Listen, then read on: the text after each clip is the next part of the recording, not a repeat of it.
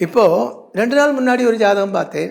அப்போது அது ஒரு அம்மா தான் பார்த்தாங்க. அவர் சொன்னார், பையன் லவ் பண்ணி கல்யாணம் பண்ணியாச்சு, அவள் வேறே ஜாதிக்காரி, ஆனால் சொல்ல முடியலையே சுவாமி, அந்த மாதிரி எல்லாம் அவள் போயிட்டே இருக்காங்க, நிறைய பாய் ஃப்ரெண்ட்ஸ் வச்சுருக்காங்க, எல்லாரும் கூட எல்லா விதத்திலையும் ரிலேஷன்ஷிப் வைக்கிறாங்க.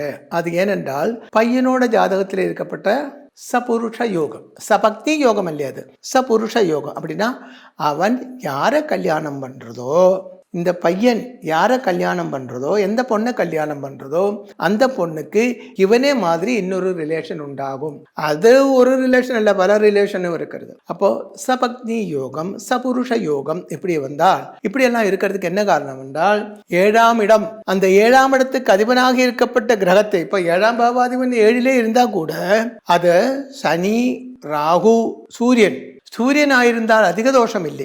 ஆனால் சனியும் ராகுமா இருந்தால் அதிக தோஷம்.